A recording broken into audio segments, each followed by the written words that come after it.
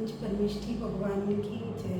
परम पूज्य गणाचार्य गुरुदेव श्री 108 विराट सागर जी महाराज जी की जय। परम पूज्य श्रवणाचार्य गुरुदेव श्री 108 विशुद्ध सागर जी महाराज जी की जय। शास्त्र सिद्ध क्षेत्र तीर्थराज समेत शिखर जी की जय। भव्यात्माओं, आज पर्युषण पर्व का तीसरा दिन उत्तम आर्जव धर्म का दिन है। सांप दुनिया के रास्तों पर कितना भी टेढ़ा मेढ़ा चले, लेकिन जब भी वह बिल में प्रवेश करता है तो सीधा प्रवेश करता है। तो इंसान जब तक टेढ़ा मेढ़ा चलेगा, मन में कुछ, वचन में कुछ और क्रिया में कुछ रखेगा, तब तक संसार के रास्ते पर चलेगा, संसार में भटकेगा। लेकिन जब भी मुक्ति की मंजिल को प्राप्त करेगा, अपनी आत्म गुफा में प्रवेश करेगा, तब सीधा ही प्रवेश करेगा। कसाई पिता की 4 संतानें, 3 पुत्र और 1 पुत्री। क्रोध, मान और लोभ ये 3 पुत्र हैं, और माया ठगनी ये कसाई पिता की पुत्री है। और जितनी भी लड़ाई झगड़े होते हैं इस संसार में, सब स्त्री के लिए ही होते हैं। श्री और स्त्री, लड़ाई के 3 कारण, जड़, जोरू और जमीन। आप देखिए इतिहास उठा करके, जितनी भी लड़ाइयाँ हुई हैं, या तो जमीन के लिए हुई होंगी, या छोटे मोटे लोगों के लिए, धन संपत्ति के लिए, राज्य संपदा के लिए हुई हैं, या फिर स्त्री के लिए हुई है। इतिहास में 2 महायुद्ध हुए, 2 महाकाव्य हुए, रामायण और महाभारत। इन दोनों के पीछे जब हम देखेंगे तो पूरी रामायण की रचना एक सीता के कारण हुई, और पूरी महाभारत की रचना हस्तिनापुर के राज्य सिंहासन के लिए हुई। तो स्त्री जो है लड़ाई की थी, लड़की लड़ाई की चाबी, जिसके कारण से लड़ाई होती है, जिसके कारण से झगड़े होते हैं, वह सब के पीछे एक मायाचारी मूल कारण कहा गया है। भव्यात्माओं, भगवान महावीर कहते हैं उत्तम आर्जव धर्म मतलब सरलता, सहजता, मन, वचन, काया की एकाग्रता। महात्मा होते हैं, उनका मन, वचन, काया एक होता है, लेकिन दुरात्मा होते हैं, सोचते कुछ है, करते कुछ है, कहते कुछ है, मन में कुछ, वचन में कुछ और काया में कुछ। और जब तक ये मन, वचन, काया की कुटिलता, छल, कपट, मायाचारी चलेगी, तब तक उस जीव का सम्यक दर्शन बहुत बहुत बहुत दूर है। क्योंकि जब तत्व का ज्ञान हो जाता है और जब कर्म के विषय में चिंतन जाता है, तब मालूम चलता है। आप इतिहास उठाकर देखिए, वर्तमान के अखबारों को उठा करके देखिए, समाचार पत्रों को पढ़िए, जितना छल इस पृथ्वी के ऊपर धन संपत्ति के लिए होता है, उतना छल किसी दूसरी वस्तु के लिए नहीं होता। खाने की वस्तुओं में मिलावट है, पहनने के कपड़ों में मिलावट, दवाइयों में मिलावट, औषधियों में मिलावट, और तो और जिसको डॉक्टर कहा जाता है, वह डॉक्टर, वह वैद्य जो शरीर की व्यवस्था के लिए उसको लोग भगवान मानते हैं। अगर डॉक्टर ने कहा है ये इंजेक्शन 1000 रुपए का है, तो वो 1000 का है, कोई मोल भाव नहीं करता। डॉक्टर ने कहा ये इंजेक्शन 1 लाख रुपए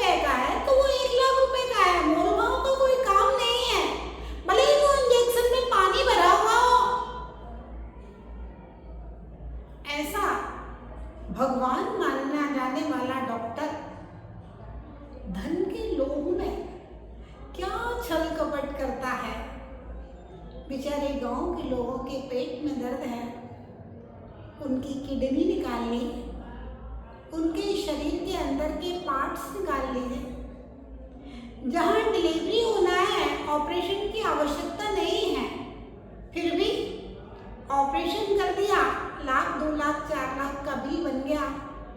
भैया मरा हुआ मुर्दा रखा हुआ है, पैसे वाले घर का आदमी है, 2 दिन वेंटिलेटर पे रख दीजिए, 2 4 5 लाख और कमा लेंगे।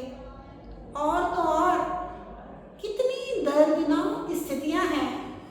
अभी जब कलकत्ता का जो डॉक्टर का केस हुआ है, उस हॉस्पिटल में बताते हैं जो युवा लड़कियां मृत्यु को प्राप्त हो जाती हैं, जो बहुएं मृत्यु को प्राप्त हो जाती हैं, मुर्दे के साथ में भी संभोग करके चित्र निकाल करके उनको विदेशों में बड़े महंगे महंगे दामों में बेचा जाता है। हॉस्पिटलों में शरीर के पार्टों को निकाल करके बेच दिया जाता है।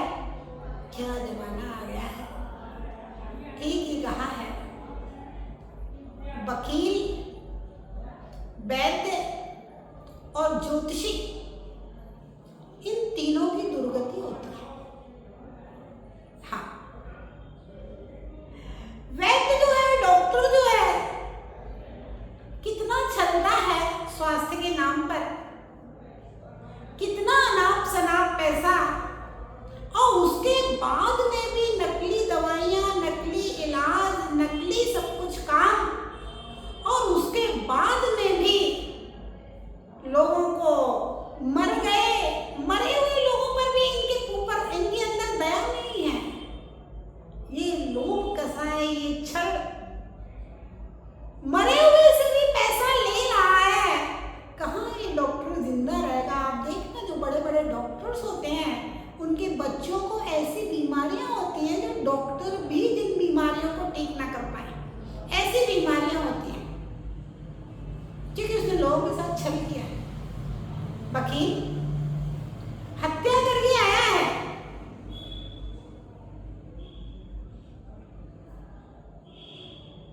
बक्सा लेकर के आया है नोटों का, 5 लाख 10 लाख 20 लाख 50 लाख। हाँ भाई ठीक है, तेरा काम हो जाएगा। दोषवान जो है उसको निर्दोष साबित कर देना, और जो निर्दोष है उसको कहीं ना कहीं फंसा देना, बस इसी के लिए तो 50-50 लाख और 1-1 करोड़ रुपए लिए जाते हैं। वकील को सब पता होता है कि मेरा जो क्लाइंट है ये झूठा है, हत्यारा है, लेकिन फिर भी पैसे का लोभ उसको बचाता है। महात्मा गांधी झूठे केसों को नहीं लेते थे, झूठे केसों की पैरवी नहीं करते थे। महात्मा गांधी का नियम था कि मैं सच्चे केसों की पैरवी करूंगा। जो निर्दोष लोग हैं उनको निर्दोष सिद्ध करने के लिए मैं वकीलात करूंगा। दोषी हत्यारे को निर्दोष सिद्ध करने के लिए महात्मा गांधी ने कभी वकीलात नहीं की। विलायत से पढ़ के आए थे, वहां भी बहुत खर्चे हुए थे पढ़ाई के, और महात्मा गांधी तो महात्मा गांधी है, वो भी अपना ये लोग छल कराता है। वकील, वैद्य, तीसरा ज्योतिषी। ज्योतिषी है, तुम्हारे 1 ग्रह की दशा है, 1 ग्रह की दशा है, 1 लाख रुपए की पूजा करा दो, 2 लाख रुपया की पूजा करा दो, सब ठीक हो जाएगा। और वे ज्योतिषी वास्तुविद है, बेबी तुम्हारे घर में ये दोष है, ये दोष है, ये दोष है, 1 लाख का लिफाफा, 11,000 का लिफाफा। तो भव्यात्मा जनता को ठगने वाले ये वकील, वैद्य और ज्योतिषी, कर्म सिद्धांत कहता है, भगवान महावीर कहते हैं कि इनकी दुर्गति होती है। ये तो एक उदाहरण है। संसार में जितने जितने जितने जितने लोग धन के लिए छल कर रहे हैं, सबकी दुर्गति है। हाँ, आवश्यकता की पूर्ति हो जाएगी, लेकिन आकांक्षाओं की पूर्ति की बात जहाँ आती है, वहाँ इंसान छल और लालच करने लगता है, और वह लालच का कभी अंत नहीं होता है। पता चलता है जीवन लेकिन लालच का अंत नहीं हुआ और परिणाम वह छल माया त्रयज्ञोनस्य मायाचारी त्रियंजायुगे बंध का कारण है। ये पृथ्वी का एक, जल का एक, अग्नि का एक, वायु का एक, वनस्पति का एक, निगोद में 2 इंद्रिय, 3 इंद्रिय, चतुर्ंद्रिय, पंच इंद्रियों में जाकर के त्रियंजों में पैदा होता है और फिर उनके शरीरों का यूज जो यहाँ पर छल करके मरा है, चाहे फल दे करके चुकाए, चाहे फूल दे करके चुकाए, चाहे रत्न बन करके चुकाए, चाहे प्यास बुझा करके चुकाए, चाहे भोजन पका करके अग्नि बन करके चुकाए और चाहे अनाज के वृक्ष बन करके गेहूं चना में पैदा होकर के अनाज दे करके चुकाए, चाहे गाय भैंस बन करके दूध दे करके चुकाए, लेकिन भैया इस जन्म में ना सही पर भव में मिलता है। अपने अपनी करनी का फल सबको मिलता है। इसलिए माया त्रयज्ञोनस्य, इस सूत्र को याद रखना। छल करने के पहले, मायाचारी करने के पहले सूत्र याद रखना।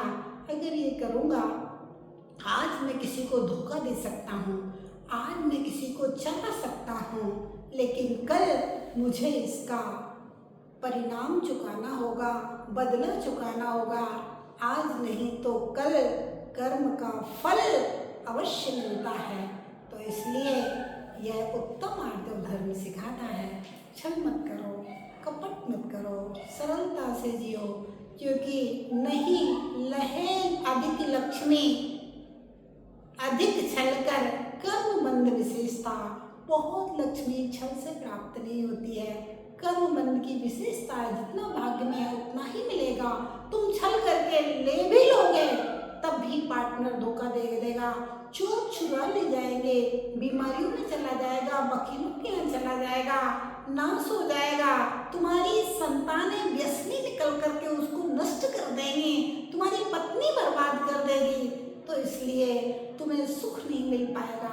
जो सुख सरलता में है, मन की विशुद्धि में है, सहजता में है, वह सुख छल कपट में कभी नहीं मिल सकता। यह उत्तम आर्जव धर्म, सरलता, सहजता मुझे मेरी आत्मा के स्वभाव की प्राप्ति के लिए बहुत बड़ा निमित्त है। और यह माया कसाय हमें संसार में भटकाने वाली है, त्रियंजों में भटकाने वाली है। इसलिए इसका त्याग करके एकदम सरल सहज बन जाए।